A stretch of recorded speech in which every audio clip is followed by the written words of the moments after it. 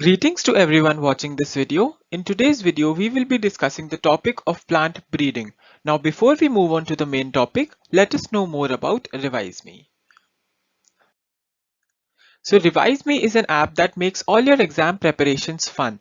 From this month, we have launched a live quizathon, that is a mega tournament which enables you to win cash prizes and makes your learning for examinations interesting. Please stay tuned to our Instagram page to know more about the quizathon. Now, let us move on to the main topic. तो अब हमें पढ़ना है plant breeding so we need to know what exactly plant breeding is plant breeding है क्या चीज so the definition of plant breeding is plant breeding क्या होता है it is the purposeful manipulation of plant species in order to create plant types better suited for cultivation मतलब plant breeding मतलब plants का एक ऐसा मैनिपुलेशन उन plants का एक ऐसा मैनिपुलेशन जिससे हमें ऐसे प्लांट टाइप्स मिले जो कल्टीवेशन के लिए ज्यादा बेटर सूटेड हो वो हमको ज्यादा फायदा दें तो वो होती है प्लांट ब्रीडिंग अब प्लांट ब्रीडिंग में अब जैसे हमने कहा कि प्लांट टाइप्स बनाए जो हमारे लिए फायदा फायदा दें सो अब वैसे प्लांट टाइप्स में क्या होना चाहिए जो हमें फायदा दें so there are some desirable traits in plants which we want desirable traits in plants जो हमें चाहिए जो हमारे लिस्ट में होने चाहिए एंड दे आर सबसे पहले सबसे इंपॉर्टेंट है कि उसका क्रॉप यील्ड ज्यादा होना चाहिए क्रॉप यील्ड ज्यादा होना चाहिए और फिर क्रॉप का क्वालिटी इनहैंस्ड होना चाहिए these are some of the things which we want in an artificially breeded plant जो हमारे लिए फायदा दे और प्लांट का इंक्रीज्ड टॉलरेंस होना चाहिए टॉलरेंस होना चाहिए to environmental stress environmental stress now what do we mean by environmental stress environmental stress में हमारे पास जो factors आएंगे that is just suppose salinity और extreme temperature और drought तो ये आए हमारे पास environmental tolerances और हमारे को चाहिए होगा कि वो जो प्लांट है that must be resistant to pathogenic attacks so ये कुछ फीचर्स हैं जो हमें हमारे प्लांट में चाहिए होंगे if we are to cultivate it in a artificial manner and not naturally so अब हमें पता होना चाहिए कि ये हुए प्लांट ब्रीडिंग के डिजायरेबल ट्रेट्स लेकिन प्लांट ब्रीडिंग की स्टेप्स क्या क्या होते हैं let us now move on to discuss them so when we talk about plant breeding process as a whole जब हम प्लांट ब्रीडिंग प्रोसेस के बारे में बात करते हैं तो इसमें हमारे पास 5 स्टेप्स होते हैं जिसको हमें पढ़ना होता है इन 5 स्टेप्स के बारे में अब हम डिटेल में पढ़ेंगे इनमें से जो पहला स्टेप होता है that is collection of variability next step होता है evaluation and parental selection selection तीसरा स्टेप होता है cross hybridization among parents fourth step हमारे पास होता है selection and testing of superior recombinants और जो हमारा लास्ट स्टेप होता है that is testing release and commercialisation of selected cultivars अब इन सारे स्टेप्स के बारे में हमें डिटेल में पढ़ना है विद एग्जांपल्स तो अब हम सबसे पहला स्टेप पढ़ते हैं that is collection of variability अब जो हमारे पास प्लांट ब्रीडिंग का पहला स्टेप होता है जिसको हमने नाम दिया था कलेक्शन ऑफ वेरिएबिलिटी उसमें हम बेसिकली क्या करते हैं कि हमारे पास जितने भी सोर्सेज ऑफ द प्लांट हैं सोर्सेज ऑफ द प्लांट से हम सैंपल्स कलेक्ट करते हैं अलग अलग वाइल्ड सैंपल्स और नेचुरल सैंपल्स हम ये सैंपल कलेक्शन करते हैं of all the varieties available of the plant so इस स्टेप का एक स्पेशल नाम होता है and that name is known as germ plasm collection So once we collect the germplasm, we move on to the second step, and what do we do in this step is, second step में हमने जो germplasm collect किया, we evaluate the germplasm. We do the evaluation of germplasm. तो हम germ plasm का evaluation करते हैं, और हम इवैल्यूएशन करके क्या ढूंढते हैं? We look for desirable traits. So we look for desirable traits. हम जब डिजायरेबल ट्रेट्स ढूंढते हैं जर्म प्लाज्म से, फिर क्या होता है देखते हैं. सो हमने ढूंढे जर्म प्लाज्म से desirable traits. So desirable traits ढूंढने के बाद हमें सपोज एक कोई डिजायरेबल ट्रेट मिला, let us suppose insect resistance. So अब हम क्या करेंगे, उस डिजायरेबल ट्रेट वाले प्लांट की हम प्योर लाइंस बनाते हैं. Pure lines are created. Now how are pure lines created? Pure lines are created by inducing homozygosity. Homozygosity. और ये कैसे होती है होमोजाइगोसिटी? अल्टीमेटली कैसे बनती है? It is achieved by self pollination for many generations. Self pollination for generations. So basically हमें suppose एक कोई डिजायरेबल ट्रेट मिला, अब हम उसकी प्योर लाइंस बनाएंगे.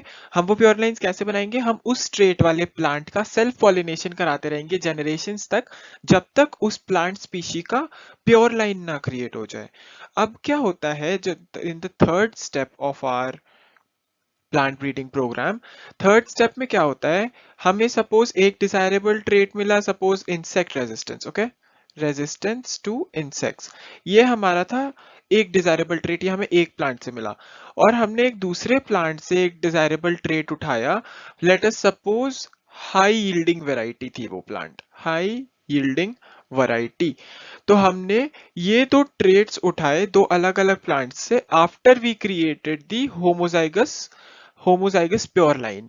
तो जब हमने इसे क्रिएट किया, तो हमने ये दो ट्रेट्स उठाए जो हमारे पास डिजायरेबल ट्रेट्स थे. अब इन ट्रेट्स को हमें एक सिंगल प्लांट में लाना है. So ultimately what do we have to do is we have to do the cross hybridisation.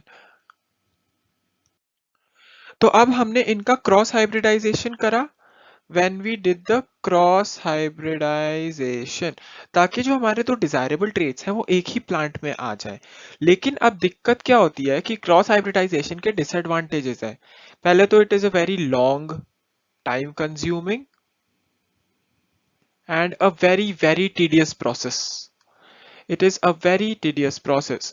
सो इसीलिए क्रॉस हाइब्रिडाइजेशन स्टेप बहुत ज्यादा, इसकी वजह से, इन तीन फैक्टर्स की वजह से इसका जो सक्सेस रेट होता है, success rate of cross hybridization it is very less. इसका सक्सेस रेट बहुत कम होता है. नाउ अब जब कुछ तो सक्सेस रेट होता ही है, लेकिन अब जब हम अपने फोर्थ स्टेप पे देखेंगे, फोर्थ स्टेप जो है हमारा प्लांट ब्रीडिंग प्रोग्राम का, that is selection and testing. Selection and testing.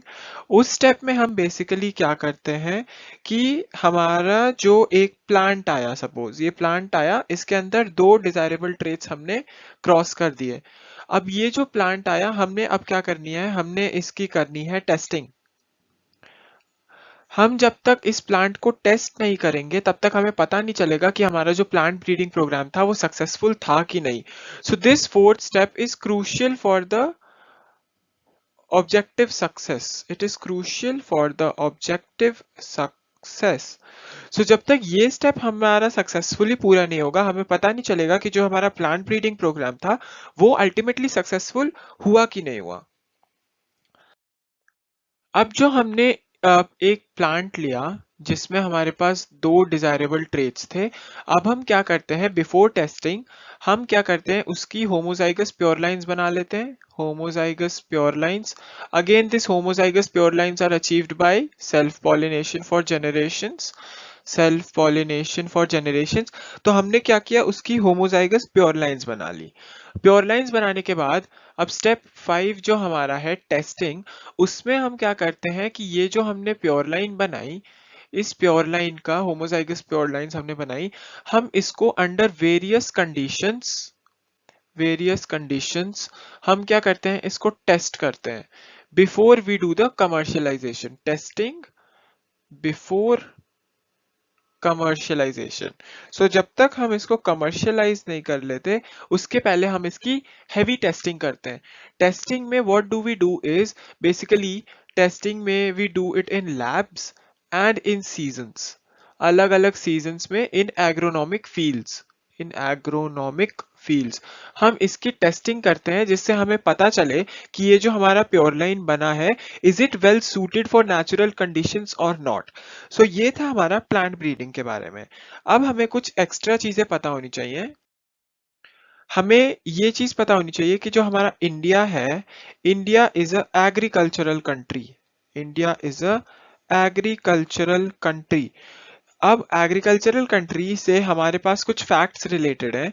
इसमें यह है कि इंडिया की 62% population is employed in agriculture, it is employed in agriculture, और इंडिया का 33% ग्रॉस डोमेस्टिक प्रोडक्ट यानी GDP is contributed by agriculture।